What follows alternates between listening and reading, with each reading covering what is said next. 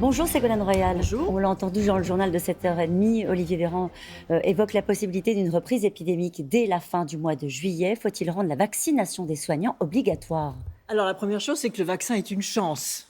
Rappelons-nous qu'à l'échelle de la planète, des milliards d'êtres humains n'ont pas accès au vaccin, en particulier dans tout le continent africain. C'est une chance et en plus c'est gratuit. Donc nous sommes dans un pays privilégié, dans un continent privilégié. Et c'est vrai qu'il faut aller dans l'orientation d'accepter le vaccin. Alors moi, je propose de procéder de façon rationnelle et simple.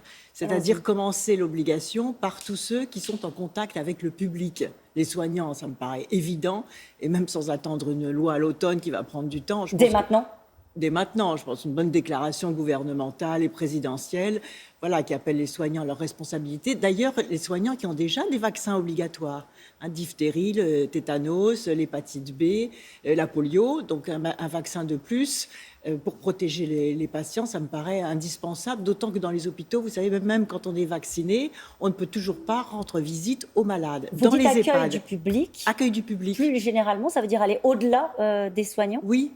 Oui, parce qu'il n'y a pas de raison de stigmatiser les soignants, entre guillemets, en particulier dans les EHPAD où il faut absolument qu'ils soient vaccinés. On a vacciné un peu de force, il faut bien le dire, les pensionnaires des EHPAD. C'est quand même ahurissant que les personnels ne soient pas vaccinés. Un tiers seulement des personnels sont vaccinés et il y a eu des clusters dans les EHPAD à cause du personnel non vacciné. Donc ça, c'est une question de bon sens, de responsabilité. Et au-delà, tous les personnels en contact du service public, en contact avec le public, doivent être absolument vaccinés. Je pense en particulier aussi dans le secteur privé à tous les métiers de bouche, par exemple.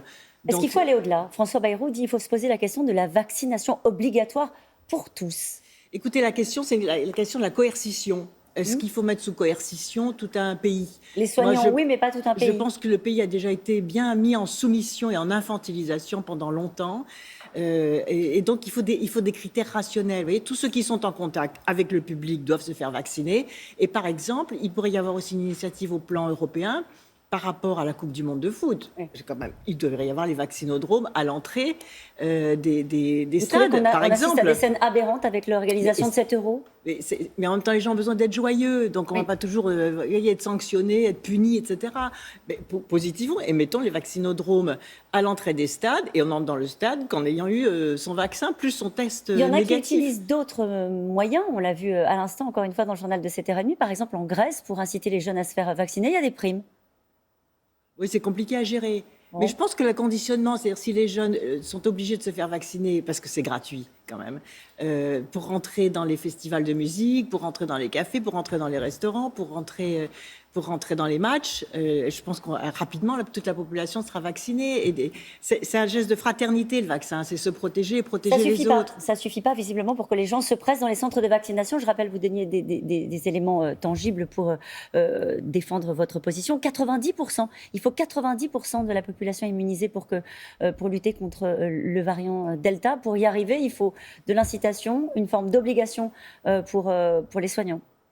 Oui, pour les soignants et pour tous ceux qui sont en contact avec le public, d'une part. Et par ailleurs, ceux qui ne se font pas vacciner, il y a deux catégories de personnes. Ceux qui sont négligents parce qu'ils n'ont pas envie de se déplacer, etc. Donc là, déplaçons les vaccinodromes là où sont les gens. Et vous verrez, tout le monde se fera vacciner.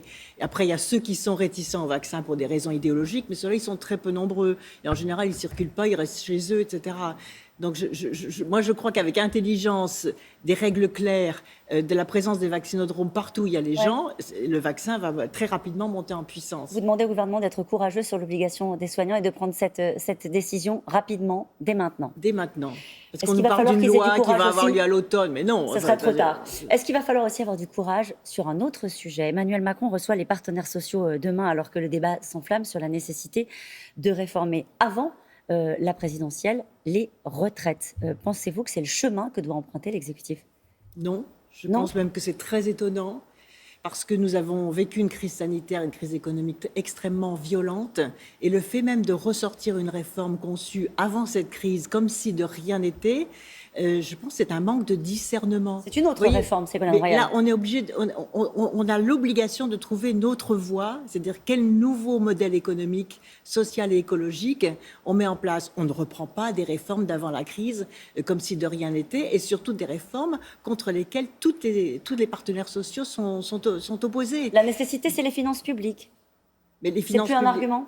c'est plus un argument. Il faut prendre le problème globalement. C'est pas seulement la question du modèle social français, une nouvelle fois, qui est cloué au pilori, qui est dans le viseur du gouvernement.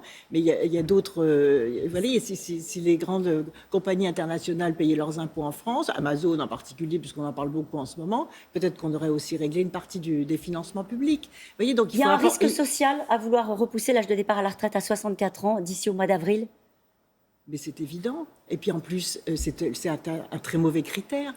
C'est pas un critère de l'âge, on le sait depuis des années. C'est le critère de la durée de cotisation, c'est la prise en compte de la pénibilité des retraites pour travailler moins longtemps quand le travail est pénible. C'est le problème du chômage des seniors.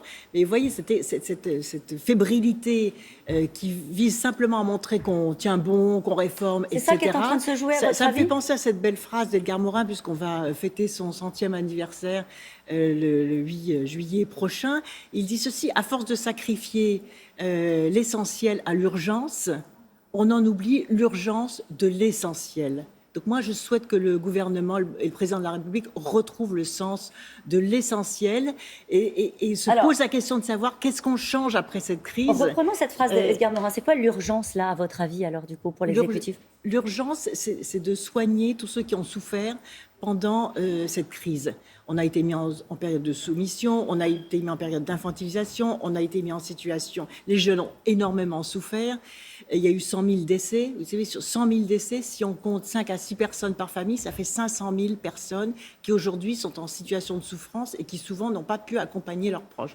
Tout ça est passé à la trappe. Mais non, il faut soigner et reconstituer ceux qui ont souffert, tous ceux et celles aussi qui ont un doute dans l'utilité de leur travail, parce qu'ils ont travaillé à distance et parfois ils ont disparu des entreprises.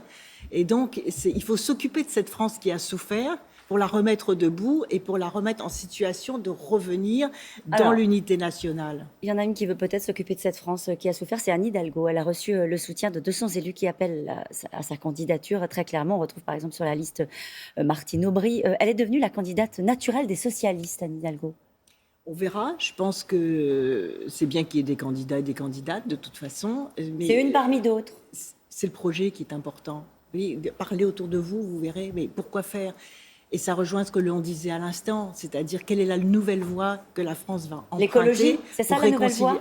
Je pense que c'est un sujet crucial et majeur. On le voit avec la crise climatique, on le voit avec la sanction vient de prononcer le Conseil d'État et le Haut Conseil du climat, disant que le gouvernement n'a pas rempli ses obligations sur l'application de l'accord de Paris sur le climat.